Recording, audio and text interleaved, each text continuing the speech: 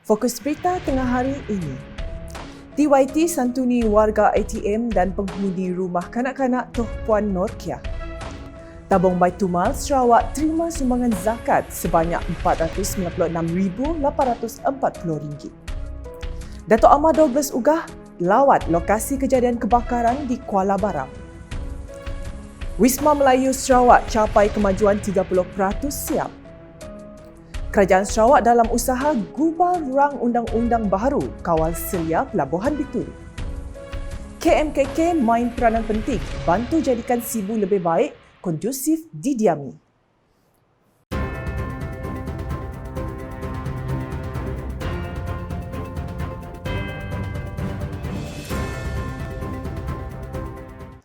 Salam sejahtera dan salam Sarawak Maju Makmur bersama saya Janet Bennett. Tuan Yang Terutama Yang di-Pertuan Negeri Sarawak Tun Pehin Sri Dr. Wan Junaidi Tuanku Jaafar meluangkan masa menyantuni warga Angkatan Tentera Malaysia ATM, Pemerintahan Medan Timur Tentera Darat serta penghuni rumah kanak-kanak Toh Puan Norkia. Dalam majlis yang diadakan di Kem Pendrisan Batu Lapan pada petang Khamis, Tun Pehin Sri Dr. Wan Junaidi telah menyampaikan sumbangan kepada 3 orang penerima iaitu anggota dan anak yang menghidap penyakit kronik serta 6 orang saudara baharu Islam. Sementara itu, turut disampaikan adalah sumbangan kepada 5 orang anggota dalam kategori asnaf dan 20 orang kanak-kanak dari rumah kanak-kanak Toh Puan Norkia. Turut hadir menyerikan majlis tersebut ialah isteri beliau, Toh Puan Fauziah Muhammad Sanusi. Usai majlis penyampaian sumbangan, Tun Pehin Sri Dr. Wan Junaidi bersama warga ATM yang hadir menunaikan solat maghrib sebelum menghadiri majlis makan malam disusuli dengan solat isyak dan tarawih secara berjemaah. Hadir sama Panglima Medan Timur Tentera Darat Datuk Muhammad Sofi Muhammad Lepi serta isteri Datin Ernie Irawati Rosli, Panglima 1 Division Major Jeneral Datuk Muhammad Fauzi Khamis serta isteri Datin Nurul Amira Ahmad Yunan, Panglima-Panglima Formasi serta tetamu jemputan yang lain. Tabung Baitumal Sarawak TBS telah menerima sumbangan zakat sebanyak RM496,840 daripada 3 syarikat sempena bulan Ramadan tahun ini. Zakat yang diberikan oleh Kumpulan Petronesa Sdn Bhd sebanyak RM426,762, syarikat Sanjung Etika Sdn Bhd berjumlah RM53,938 dan RM16,140 daripada Pomitia Sdn Bhd telah diserahkan kepada pengurus besar TBS Datuk Abang Muhammad Sibli Abang Muhammad Naili. Simbolik penyerahan zakat tersebut telah disaksikan oleh Premier Sarawak Datuk Patinggi Tan Sri Dr. Abang Abdul Rahman Zohari Tun Datuk Abang Openg dalam majlis berbuka puasa Kumpulan Yayasan Sarawak di Pusat Konvensyen Borneo Kuching BCCK pada Khamis. Beliau yang juga pengerusi Yayasan Sarawak ditemani isteri Puan Sri Datuk Amar Jumaaini Tun Tuanku Bujang telah memeriahkan sambutan berbuka puasa itu bersama kira-kira 1,000 orang jemputan yang hadir. Pada majlis itu, Datuk Patinggi Abang Zohari turut menyampaikan simbolik sumbangan duit raya kepada seramai 50 anak dari Yayasan Kemajuan Ihsan Sarawak Yakin, Yayasan Sarawak International Secondary School Petrajaya dan anak-anak kaki tangan Yayasan Sarawak. Hadir memeriahkan lagi majlis iaitu Timbalan Premier Sarawak, Datuk Amar Douglas Ugah Embas dan Datuk Amar Profesor Dr. Sim Kui Hien dan Speaker Dewan Undangan Negeri Dun Sarawak Tan Sri Datuk Amar Muhammad Asfia Awang Nasar.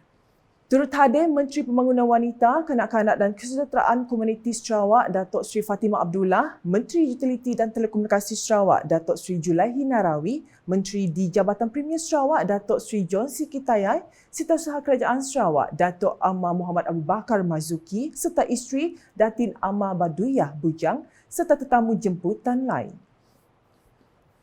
Pengerusi Jawatankuasa Pengurusan Bencana Sarawak JPBNS Datuk Amar Douglas Ugah Embas bersama pasukannya telah mengadakan lawatan ke tapak kejadian kebakaran di Kuala Baram di sini pada Khamis. Sebelum itu, Datuk Amar Douglas Ugah diberikan taklimat mengenai kejadian kebakaran tersebut di Bilik Mesyuarat Utama Pejabat Residen Bahagian Miri. Beliau dimaklumkan bahawa kejadian tersebut berpunca akibat cuaca panas dan kering. Bagaimanapun, 90% api telah berjaya dipadamkan di kawasan kebakaran yang seluas lebih 100 ekar. Sementara itu, sebanyak 113 buah kampung di bahagian Miri turut dilaporkan mengalami kekurangan air. Dalam hal ini, beliau telah berterima kasih kepada Jabatan Kebajikan Masyarakat JKM, Jabatan Bekalan Air Luar Bandar JEBAB dan Lembaga Air Kawasan Utara LAKU yang telah membekalkan air ke kampung-kampung tersebut sejurus menerima laporan. Hadir sama ke lawatan tersebut ialah Timbalan Menteri di Jabatan Premier Sarawak, Buruh Immigration dan Pemantauan Projek Merangkap Adun Mulu, Datuk Gerawat Gala, Pengarah Jabatan Pengairan dan Saliran DID Negeri Sarawak, Datuk Insinyur Teknologis Ahmad Deni Ahmad Fauzi, Controller Kualiti Persekitaran Sarawak, Lembaga Sumber Asli dan Alam Sekitar Sarawak NREB Jack Liam, Residen Bahagian Miri Jamali Busri dan Ketua Bomba dan Penyelamat Malaysia JPBM Zon 6 Miri PGKB Ismaidi Ismail.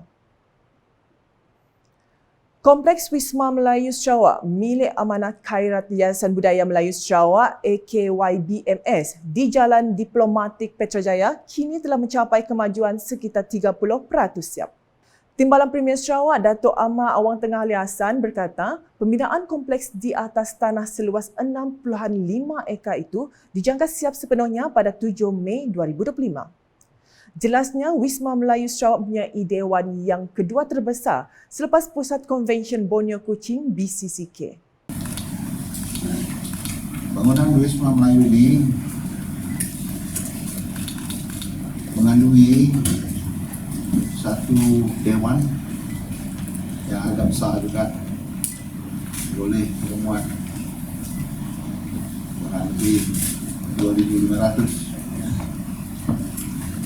Kita mempunyai tentang kereta yang mencukupi 260 semuanya.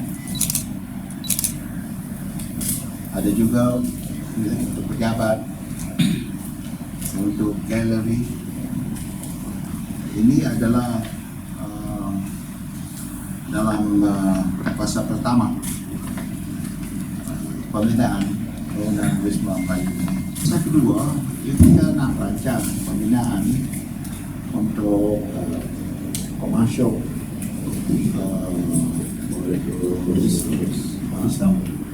untuk hotel yang perlu.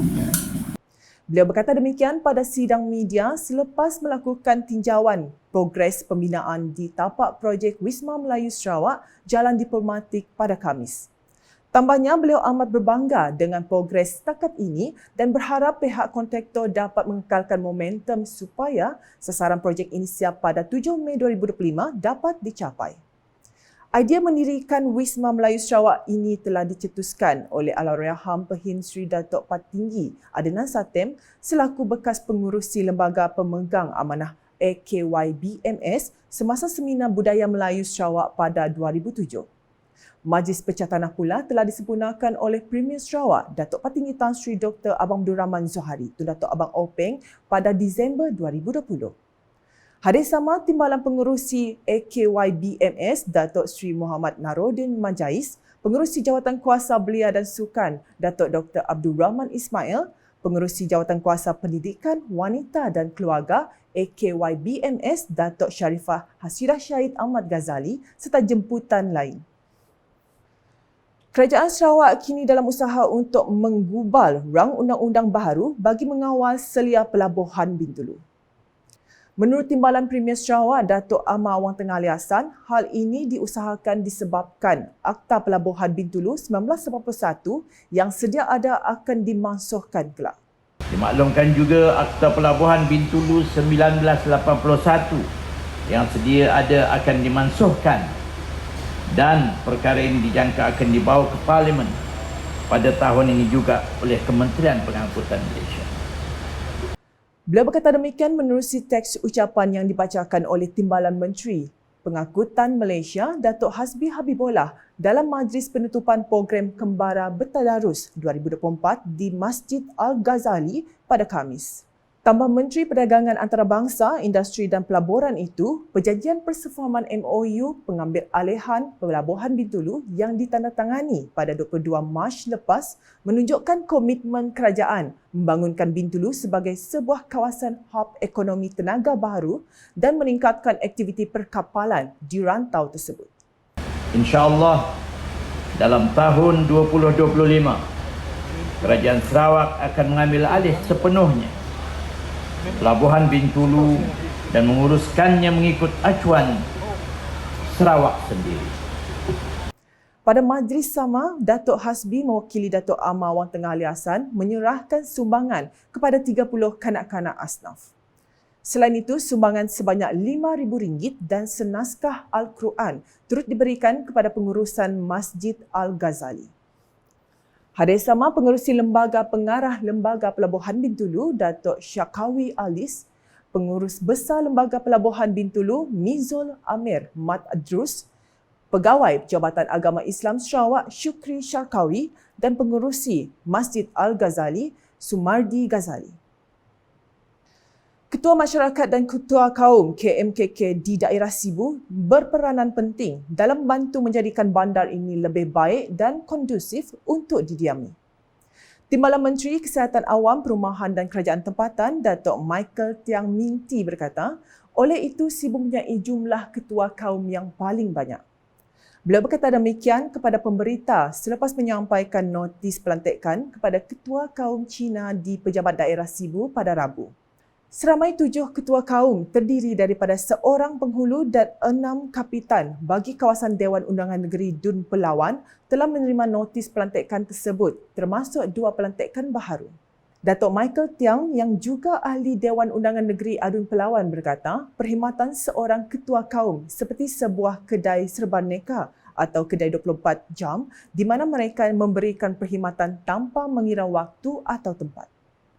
Justru beliau berterima kasih atas komitmen dan perkhidmatan yang dilaksanakan oleh semua ketua kaum selama ini. Dalam pada itu, beliau juga menyeru ketua kaum yang baharu dilantik agar sentiasa memberikan komitmen yang penuh dalam memberikan perkhidmatan kepada rakyat di bawah bidang kuasa mereka. Sekian edisi Tengah Hari bersama saya, Janet Bennett. Sebelum mengakhiri berita, sila like, share dan follow semua platform media sosial UKAS termasuk portal ukas.sarawak.gov.my dan UKAS Channel di YouTube untuk perkembangan terkini berita dari Sarawak. Mengakhiri buletin UKAS edisi Tengah Hari dengan paparan Tuan Yang Terutama yang di-Pertuan Negeri Sarawak, Tun Pehin Sri Dr. Wan Junaidi Tuanku Jaafar meluangkan masa menyantuni warga Angkatan Tentera Malaysia ATM, Pemerintahan Medan Timur Tentera Darat serta penghuni rumah kanak-kanak Toh Puan Nurkiah dalam majlis yang diadakan di Kem Pendration Batu Lapan pada petang Khamis. #Salur Informasi Rakyat, Salam UKAS. Kawasan-kawasan bersama waktu begini.